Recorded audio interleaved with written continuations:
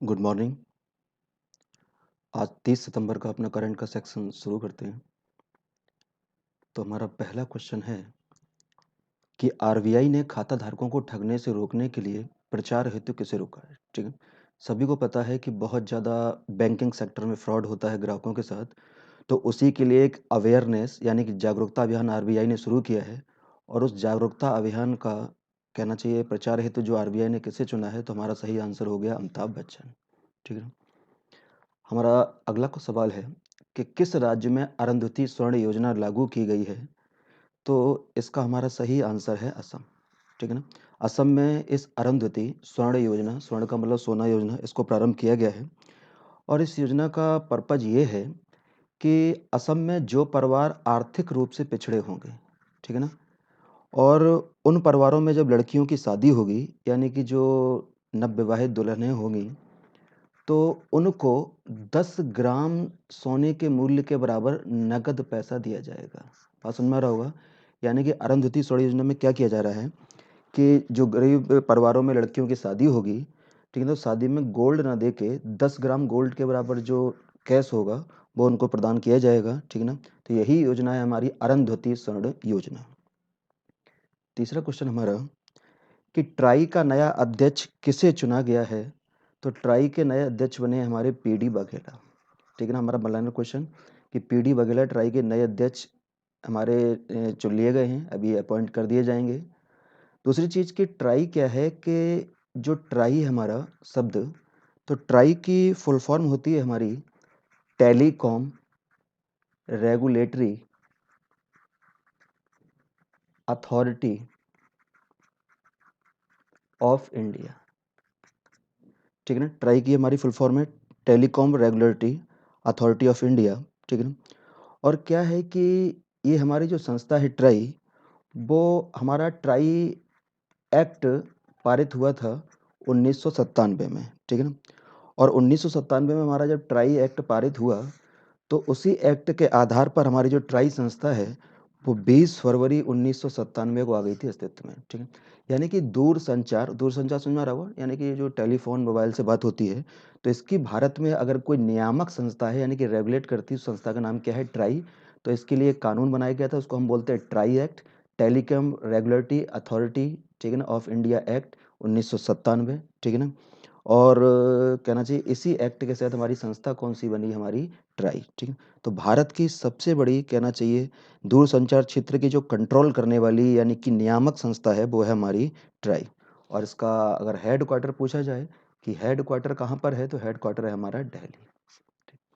अगला question, YSR जल कला योजना कहाँ लागू की जाएगी। तो ये लागू की जाएगी हमारी आंध्र प्रदेश में। ठीक है, क्या है कि हमारे आंध्र प्रदेश के जो सीएम हैं वाई एस जगन मोहन रेड्डी, इन्होंने आंध्र प्रदेश का कहना चाहिए भ्रमण किया, एक तरीके से पदयात्रा की। और उसके दौरान इन्होंने ये देखा कि किसानों को सिंचाई की बहुत बड़ी समस्या है। ठीक, यानी कि कुछ किसानों के पास सिंचाई के लिए ओपन सोर्सेस नहीं हैं। तो इसलिए इन्होंने एक नई योजना शुरू की, उसका नाम है मुख्यमंत्री वाईएसआर जल कला योजना। इस योजना में ये होगा कि जो छोटे किसान हैं या मझोले किसान हैं, ठीक है ना, उन किसानों को कहना चाहिए कि बोरवेल करके दिया जाएगा, और उस बोरवेल का कोई भी पैसा चार्ज नहीं होगा। ठीक है ना, यानी कि मुफ्त बोरवेल करके दिया जाएगा सिंचाई की सुविधा के लिए, समझ में आ रहा होगा। यानी कि नलकूप उन्हें दिया जाएगा और इसका सारा खर्चा कौन झेलेगा, राज्य झेलेगा। ठीक है, तो ये हमारी है 22 जल कला योजना, जो कहाँ शुरू हुई है, आंध्र प्रदेश में। ठीक है ना, और मैंने आंध्र प्रदेश के हमारे सीएम कौन हैं, वाई एस जगन मोहन रेड्डी। आगे बढ़ते हैं क्वेश्चन पे कि हमारा अगला क्वेश्चन है कि किस राज्य ने पर्यटन को बढ़ावा देने के लिए बाई रोड यानी कि रोड के द्वारा अभियान प्रारंभ किया है। ठीक है ना, तो ये हमारा आंसर है उड़ीसा। समझ में आ रहा होगा। ठीक है, क्या है कि हमारा बर्ड टूरिज्म डे जो भी हमारा रिसेंटली पड़ा, और बर्ड टूरिज्म डे पर हमारे जो उड़ीसा के सीएम रहे, उन्होंने इस परियोजना को प्रारंभ किया क्योंकि हमारा कोविड का टाइम चल रहा है यानी कि कोरोना का, और उसमें टूरिज्म को बढ़ाना एक बहुत बड़ी समस्या है। ठीक है ना, नॉर्मली भी रहती है लेकिन ऐसे टाइम पर बहुत बड़ी समस्या है।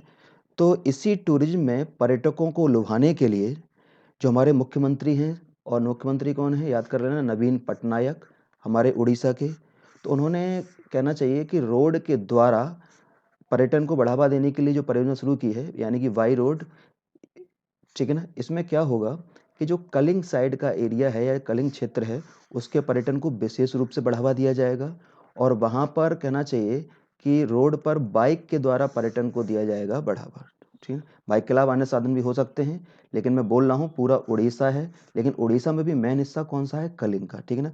बाकी रोड के आवागमन के सारे साधन यूज कर सकते हैं, लेकिन मुख्य कौन है, हमारा बाइक, ठीक है। तो हमारा बाई रोड कहाँ पर शुरू हुआ है, उड़ीसा में, और उड़ीसा के सीएम कौन है, हमारे नवीन पटनायक।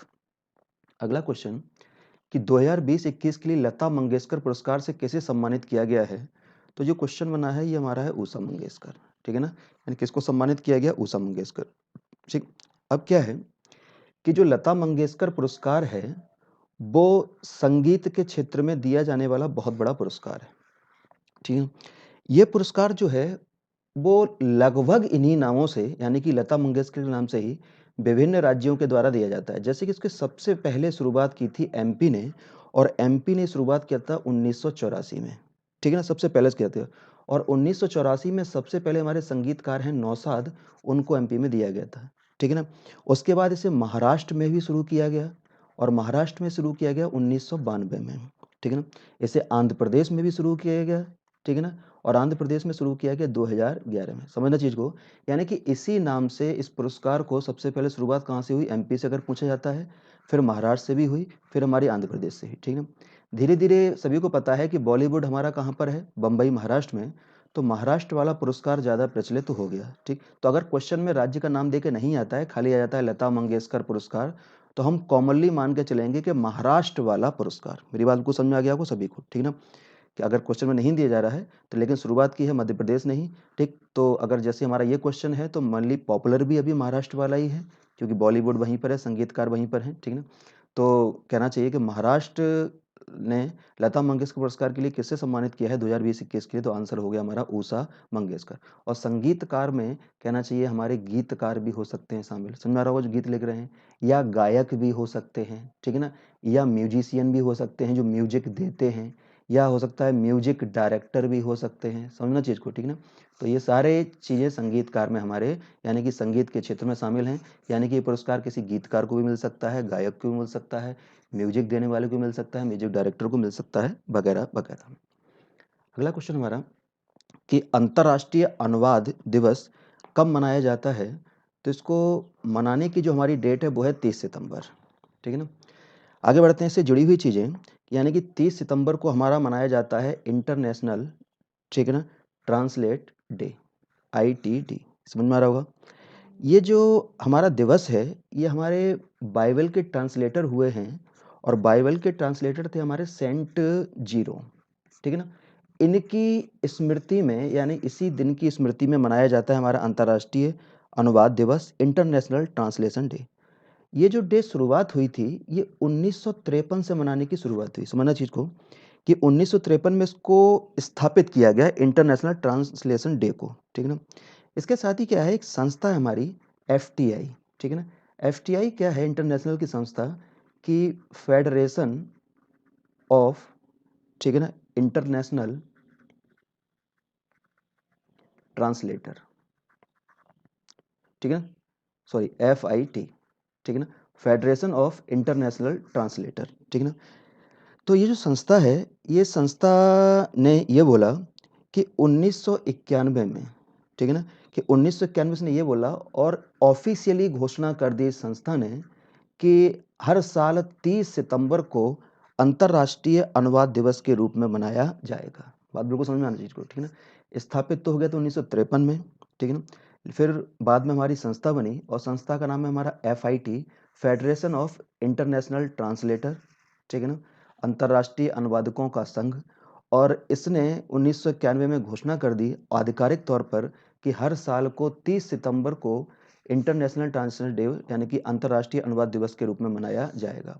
और सभी लोग समझ रहे होंगे आजकल ग्लोबलाइजेशन का दौर है, ठीक है ना, और ग्लोबलाइजेशन में अनुवाद का बहुत बड़ा महत्व है। जैसे कि हिंदुस्तान में आज कई लोग चाइना की लैंग्वेज मंदारिन सीख रहे हैं, ठीक है ना, स्पेनिश सीख रहे हैं, यानी कि अंग्रेजी से अलग हटकर और भाषाओं के ट्रांसलेटरों की ज़रूरत पड़ी है। और कहीं न कहीं ग्लोबलाइज़ेशन की वजह से ही ऐसा हो रहा है। तो हमारा अंतर्राष्ट्रीय अनुवाद दिवस कब हुआ? 30 सितंबर। अगला क्वेश्चन हमारा कि किस शहर में किसान कल्याण योजना प्रारंभ की गई सॉरी किस राज्य में किसान कल्याण योजना प्रारंभ की गई है? तो इसका हमारा आंसर हुआ मध्य प्रदेश। ठीक है ना? मध्य प्रदेश में क्या है कि जब हमारी दीनदयाल उपाध्याय की जयंती पड़ी 25 सितंबर को, तो मध्य प्रदेश के जो सीएम है हमारे शिवराज सिंह चौहान, उन्होंने किसान कल्याण योजना शुरू की। ठीक है ना? ये योजना बेसिकली जो भारत सरकार ने योजना शुरू की थी, यानी कि मोदी जी ने एक योजना शुरू की थी, सभी को पता होगा, और उस योजना का नाम था प्रधानमंत्री किसान सम्मान निधि। शायद पता ही होगा। प्रधानमंत्री किसान सम्मान निधि, इस योजना को शुरू किया गया था और इसमें यह था कि भारत सरकार किसानों को 6,000 रुपए देगी 1 साल में। ठीक है ना? तो जो एमपी की योजना शुरू की गई है किसान कल्याण योजना, वो इसी की तर्ज पर शुरू की गई है और उसमें ये बोला है कि एमपी सरकार भी किसानों को साल में 2-2 हज़ार करते हुए 2 बार में 2-2 हज़ार रुपए देगी, यानी कि 4,000 रुपए प्रदान करेगी। इस प्रकार से किसानों को 1 साल में 10,000 रुपए यानी कि 6,000 केंद्र की तरफ से और 4,000 मध्य प्रदेश की तरफ से, यानी कि 10,000 रुपए किसानों को प्राप्त हो जाएंगे। ठीक है? तो 8वें क्वेश्चन, किसान कल्याण योजना किस राज्य में प्रारंभ की गई है? तो मध्य प्रदेश में। ठीक है ना? और आता है ये योजना किसका विस्तार है, किस योजना से लिंक है, या केंद्र की किस योजना की अग्रगामी है? तो हमारा हो गया प्रधानमंत्री किसान सम्मान निधि। अगले क्वेश्चन पे आते हैं कि जीएस अयूर, जिनका हाल ही में निधन हुआ है, वो किस क्षेत्र में सक्रिय थे? तो जीएस अयूर हमारी डेथ हुई है और ये हमारे साहित्यकार थे। ठीक है ना? यानी कि बुक्स वगैरह लिखते थे, तो ये साहित्य के फील्ड के से संबंधित है। ठीक। अगला question, a book of flowers के लेखक हैं, तो इस बुक के लेखक है हमारे कृष्णा सक्सेना। ठीक है ना? याद रखना, कृष्णा सक्सेना, ये बुक अभी चर्चित रही है। अगला हमारा क्वेश्चन कि किस मंत्रालय ने साथी ऐप लॉन्च किया है? ठीक है ना? तो ये साथी ऐप जो लॉन्च किया है वो हमारा पर्यटन मंत्रालय ने किया है। समझ में आ रहा होगा कि आप लोग करंट पढ़ते होंगे, तो टूरिज्म इस कोरोना काल में बहुत बड़ी समस्या बनी हुई है। ठीक है ना? तो हमारे जो टूरिज्म मिनिस्टर हैं प्रहलाद सिंह पटेल, याद रख लेना नाम, क्योंकि टूरिज्म को लेकर बहुत सारे ऐप या योजनाएं चल रही हैं। प्रहलाद सिंह पटेल, उन्होंने अभी पर्यटन दिवस जो था हमारा विश्व पर्यटन दिवस, ठीक है ना, उसको इस कहना चाहिए ऐप को लॉन्च किया। ठीक है ना? और इस ऐप को लॉन्च करने का मतलब ही है कि पर्यटन को कैसे भी करके देना है बढ़ावा। ठीक है ना? इसके पीछे दूसरा रीजन क्या है कि हमारी एक अंतर्राष्ट्रीय संस्था हो गई यूएनडब्ल्यूटीओ। ठीक है ना? United Nations United Nations World Tourism Organization. ठीक है ना? ये संस्था हो गई हमारी संयुक्त राष्ट्र संघ की एक विंग हो गई। ठीक है ना? और इस संस्था की स्थापना हुई है 1 नवंबर 1974 को। ठीक है ना? पहली संस्था जुड़ी हुई चीज, 1 नवंबर 1974 को इसकी स्थापना हुई और इसका जो हेड क्वार्टर है वो है हमारा मैड्रिड में। और मैड्रिड कहाँ पर पड़ता है पता ही होगा, मैड्रिड पड़ता है हमारा स्पेन में। ठीक है ना? और इस टाइम पर जो इस संस्था के हेड है हमारे, वो हेड है हमारे जुराव, ठीक है ना, पोलो लेकास बिली। जुराव पोलो लेकास बिली, ये इस संस्था के हमारे हेड हैं। ठीक। तो जो हमारा यूएनडब्ल्यूटीओ बना, उसने ये बोला, इस साल के लिए बोला है कि सन 2020 को एक टूरिज्म और रूरल डेवलपमेंट के रूप में मनाएंगे। ठीक है ना? Tourism plus rural development. मैं क्या कहना चाह रहा हूँ कि देख रहे होंगे कि टूरिज्म को लेकर बहुत सारे ऐप, बहुत सारी योजनाएं चल रही हैं, हर सरकार इसको लॉन्च कर रही है। जैसे कि हमने अभी उड़ीसा में देखा था, बाई रोड योजना चली। ठीक है ना? और भी ढेर सारी योजनाएं, और ऊपर से कोरोना का पीरियड भी चल रहा है। तो ऐसे पे हमारा यूएनडब्ल्यूटीओ सक्रिय हुआ, जो अंतर्राष्ट्रीय संस्था है टूरिज्म यानी कि पर्यटन को लेकर, और उसने 2020 को घोषित किया टूरिज्म और रूरल डेवलपमेंट का वर्ष। ठीक है ना? तो ये इसका लोगो हो गया, मैंने बता दिया। संस्था की स्थापना कब हुई? 1 नवंबर 1974 को। हेड क्वार्टर कहाँ पर इसका? मैड्रिड में। मैड्रिड कहाँ पड़ रहा है? स्पेन में। और उसके संस्था के जो हेड हैं वो हमारे जुराव जुराव पोलो लिवास्की। ठीक है? अगले क्वेश्चन पे आते हैं, और अगला क्वेश्चन है, हाल ही में भारत ने किस देश के साथ बौद्धिक संपदा सहयोग के लिए समझौता किया है? तो इसका हमारा आंसर हो गया डेनमार्क, ठीक है ना? अब ये सब हुआ है, और बौद्धिक संपदा सहयोग का मतलब इंटेलेक्चुअल प्रॉपर्टी कॉपरेशन, समझ में आ रहा है वो शब्द का मतलब? इंटेलेक्चुअल प्रॉपर्टी कॉपरेशन, इसमें यह है कि सहयोग में कि दोनों देशों की जो आम जनता है, ठीक है ना, प्लस मान लिया अधिकारी हो गए, व्यवसायी हो गए, ठीक है ना, अनुसंधान, शैक्षणिक संस्थान, ठीक है ना, इनके बीच पे कहना चाहिए कि अपने अनुभव का, ज्ञान प्रदान का जो आदान-प्रदान होगा, ठीक है ना, और परस्पर सहयोग होगा, वो सब कुछ किया जाएगा बौद्धिक संपदा सहयोग से, ठीक है ना? यानी कि दोनों देश सहयोग करने पे राजी हुए हैं, ठीक है ना? और राजी किस बात पर हुए हैं, किन क्षेत्रों में सहयोग, ठीक है ना? तो बौद्धिक संपदा सहयोग, बौद्धिक संपदा का मतलब क्या? कि आम जनता हुए, अधिकारी हुए, व्यवसायिक हुए, अनुसंधान हुए, शैक्षणिक संस्थाएँ हुईं, ठीक है ना? प्रशिक्षण कार्यक्रम हुए, ये सब अपनी गतिविधियों, तकनीक को, ठीक है ना, सेवाओं को एक दूसरे से साझा करेंगे, बाँटेंगे, जिससे कि उसमें प्रगति की जा सके। अगला क्वेश्चन हमारा कि एनआईए की 3 अतिरिक्त शाखाएँ इम्फाल, चेन्नई के अतिरिक्त किस तीसरे शहर में स्थापित हुई हैं? तो हमारा इसका आंसर हुआ रांची, ठीक है ना? समझ में आ रहा होगा कि अभी घोषणा हुई है कि एनआईए की जो शाखाएँ पहले से चल रही थीं, उसके अतिरिक्त 3 शाखाएँ और खोली जाएँगी, इम्फाल, ठीक है ना? दूसरी चेन्नई में, और तीसरी हमारी रांची यानी कि झारखंड में, ठीक है ना? समझ में आ रहा होगा। एनआईए की बात करें तो एनआईए की हमारा फुल फॉर्म हो गई नेशनल इन्वेस्टिगेशन एजेंसी। मैं पहले भी क्वेश्चंस में डिस्कस कर चुका हूँ संस्था को। एनआईए का गठन जो है वो एनआईए एक्ट पारित किया गया 2008 में, समझना चीज को, ठीक है ना? राष्ट्रीय सुरक्षा अधिनियम, ठीक है ना, एक्ट पारित किया गया 2008 में, और इसी एक्ट के आधार पर 31 दिसंबर, ठीक है ना, 2008 को ही हमारी एनआईए आ गई अस्तित्व में, ठीक है ना? ये संस्था समझ में आ रहा है, ठीक है ना? क्या है कि बेसिकली कि हमारे देश पे 26/11/2008, सभी को पता होगा, 26 नवंबर 2008 को बम्बई में अटैक हुआ था आतंकवादियों का, ठीक है ना? उसमें कुछ कॉपरेशन की प्रॉब्लम आई थी विभिन्न संस्थाओं की तरफ से, ठीक है ना? तो इन सारे ऐसी टाइम पर इन समस्याओं को दूर करने के लिए, ठीक है ना, एक नेशनल एजेंसी बनाई गई, और इसी का नाम है हमारा एनआईए, ठीक है ना? समझ में आ रहा होगा। एनआईए क्या करेगी कि जैसे कि आतंकवादी घटनाएं होती हैं, तो इस एनआईए को कुछ अतिरिक्त ताकत दी गई है कि एक राज्य से अगर दूसरे राज्य में जाना है तो उसे उस स्टेट की परमिशन लेने की जरूरत नहीं है, ठीक है? समझ आ गया, ठीक है? तो 26/11 के अटैक के बाद हमारे यहाँ एनआईए एक्ट पारित किया गया। कब पारित किया गया? 2008 में। और इसी के आधार पर इस एजेंसी की स्थापना कब हुई है? 31 दिसंबर 2008 को, समझ आ गया होगा, ठीक है ना? और इसका हेड क्वार्टर कहाँ पर है? तो हेड क्वार्टर है इसका दिल्ली में, समझना। इसके अतिरिक्त इसके 8 जोनल ऑफिस हैं। हेड क्वार्टर तो हो गया दिल्ली में, 8 जोनल ऑफिस भी हैं। वो जोनल ऑफिस कहाँ पर है, मैं लिख देता हूँ। तो एक हुआ हैदराबाद में, ठीक है ना, गुवाहाटी में है, कोचीन में है, जम्मू में है, लखनऊ में है, बम्बई में है, कलकत्ता में है, ठीक है ना? हैदराबाद, गुवाहाटी, कोचीन 3, 4 जम्मू, 5 लखनऊ, बम्बई, कलकत्ता, और एक बचा हमारा रायपुर। ये इसके 8 जोनल ऑफिस पहले से थे, ठीक है? इसके 3 जोनल ऑफिस और खोले गए, और वो 3 कौन से हैं? एक इम्फाल में, एक चेन्नई में, और एक हमारा हो गया रांची। यानी कि अब हेड क्वार्टर हो गया इसका दिल्ली में, और 8 पहले से थे जोनल ऑफिस, 3 और हो गए, यानी कि अब टोटल कितने जोनल ऑफिस हो गए हमारे? 11, ठीक है ना? और इसके जो डीजी हैं, डायरेक्टर जनरल हैं, महानिदेशक है, उनका नाम है बाई सी मोदी, ठीक है ना, योगेश चंद्र मोदी। तो ये हमारी एनआईए से जुड़ी हुई चीजें हैं। अगला क्वेश्चन, केंद्र स्वास्थ्य देखभाल पर खर्च को 2025 तक बढ़ाकर कितना करेगा? तो इसका आंसर है हमारा 2.5%, यानी कि जीडीपी का 2.5% अब हमारा खर्च किया जाया करेगा किस पर? स्वास्थ्य सेवाओं पर। और ये टारगेट कब तक पूरा करना है 2.5% का?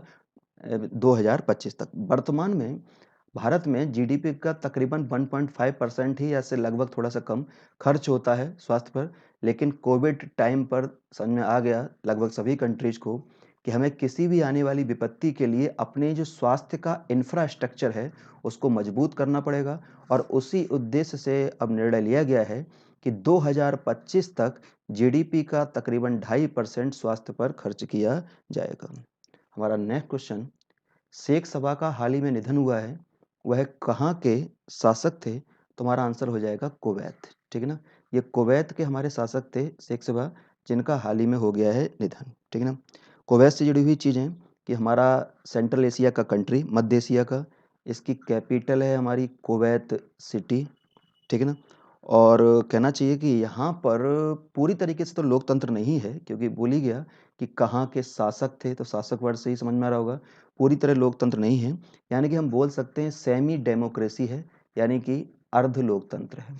ठीक है ना, और यहाँ की आबादी में तकरीबन 75% आबादी मुस्लिम है, यानी कि मुसलमान हैं, और तकरीबन 18% यहाँ पर लोग क्रिश्चियन हैं। ठीक है ना, और इनके मरने के बाद, शेख सभा के डेथ के बाद, इनके चचेरे भाई हैं शेख नवाफ। ठीक है, नवाज नहीं है, शेख नवाफ, ये बन गए हैं इन अगले शासक। तो ये भी पूछा जा सकता है कि कुवैत का नया शासक कौन है? तो हमारा आंसर क्या हो गया? शेख नवाफ। ठीक है, तो आज का हमारा करंट का सेक्शन पूरा हुआ। कल अपने अगले सेक्शन के साथ जुड़ते हैं। ठीक है ना, धन्यवाद।